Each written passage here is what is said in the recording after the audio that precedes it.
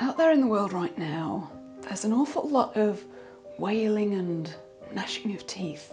A couple of weeks ago, I sent out a letter to my mailing list, a link to that in the description below, just asking, amongst other things, how are you doing? I really wanted to just take the temperature of where we are and how we're feeling. And when all the replies started to come in, I opened a text document and I thought I'll just copy and paste phrases over that say how you're feeling, and I'll be able to get an idea of, is it fear, is it anxiety, is it uncertainty, what's really going on in people's hearts and minds that I might have a go at trying to speak to and trying to help with. But what I noticed about these letters was there was the fear and the anxiety and the uncertainty was there, but what was noticeable was the hope and the love and the resilience. And I was not unsurprised that people have a positive side too, but it was so compelling to me to see these messages of people just making it through that I started to copy and paste those over. And what I ended up with was the most beautiful sort of hybrid letter, as if a letter from a friend, that just gave me such a feeling of hope that I thought I might share it with you. I cast my vote earlier this month, and now my girlfriend and I have plans to be together on election night, so no matter what happens, we'll be holding each other. We fell in love during a pandemic. Certainly makes for a dramatic love story, I suppose. I didn't go out much even before the pandemic.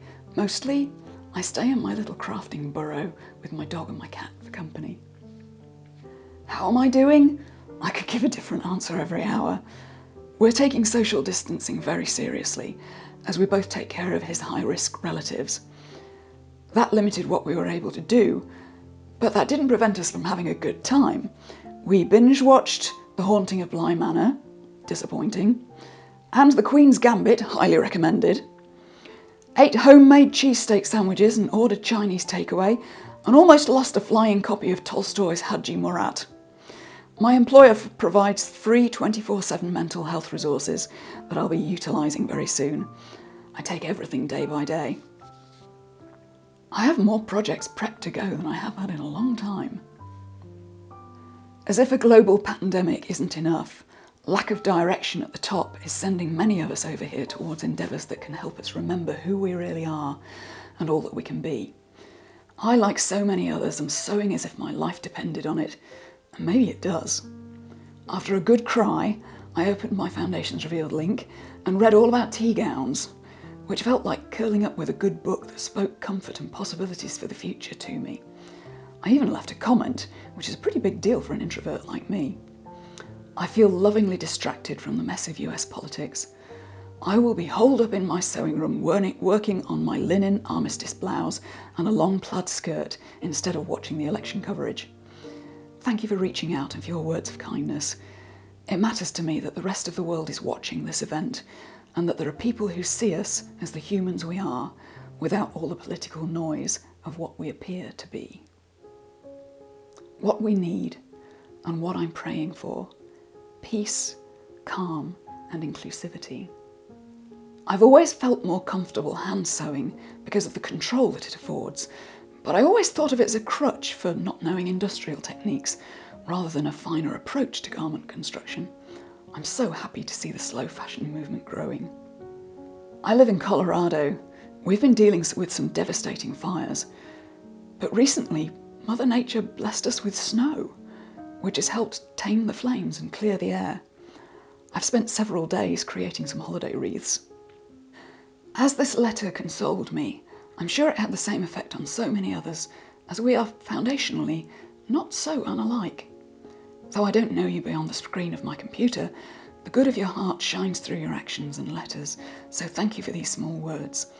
I don't even know how myself, but they've managed to make me feel better than I have in a while.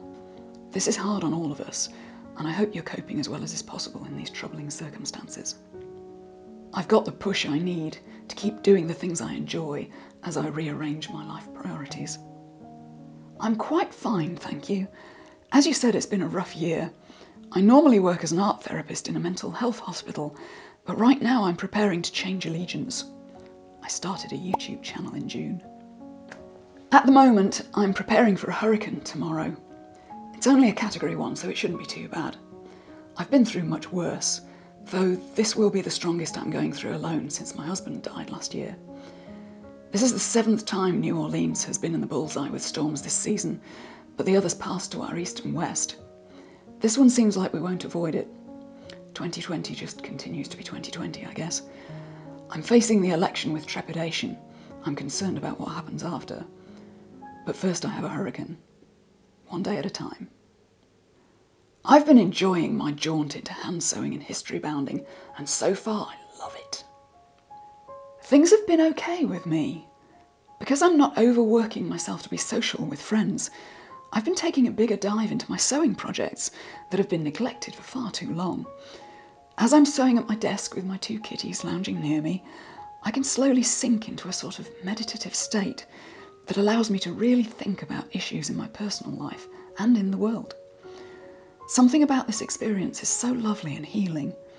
After finding a place to live this last Christmas, I've since been able to invest in my small home and really make it what I want in order to feel calm and safe. How am I? Better and better every day. I think it's wonderful how everyone is taking this time to work on themselves. Improving health and wardrobes is always great. I've been looking into food medicine and watching a lot of YouTube channels on this topic, mainly because I'm not well and I need to heal. I'm so fascinated in this, and I can see light at the end of the tunnel for me. I still need to be inspired like everyone else, and sewing keeps me grounded. I'm currently sewing a hexagonal patchwork quilt, and I've decided I would like to try and sew the same in a vest. I'm nearly at the stage that I'm going to sew a corset. I've been waiting till I lost some weight, but I decided I'll never do it if I think like this, so I'm just going to start. I've loved some of the corsets I've seen being made online. I can't really wait anymore. Just talking about it excites me. I've just moved my kitchen table into the sewing room. I don't use it very much in the kitchen anyway, so it would get more use in my sewing room. I have started to grow food hydroponically inside my house. Leafy greens are amazing and so easy to grow with this method. I look forward to experimenting with other types of foods. I can grow herbs and flowers, which is good for medicinal purposes and to encourage the pollinators such as bees. Very important, as bees are very threatened and we need them. I've purchased my first beehive, a new project. This week I learned how to make soy milk and soy yogurt and tofu. So much to do with so little time. Must get back to sewing to keep me grounded until Friday, so take care and stay safe. We're all exhausted, but the times will change for the better, and we can turn our attention to less crazy things. We are better off than so many others, and I'm thankful for that.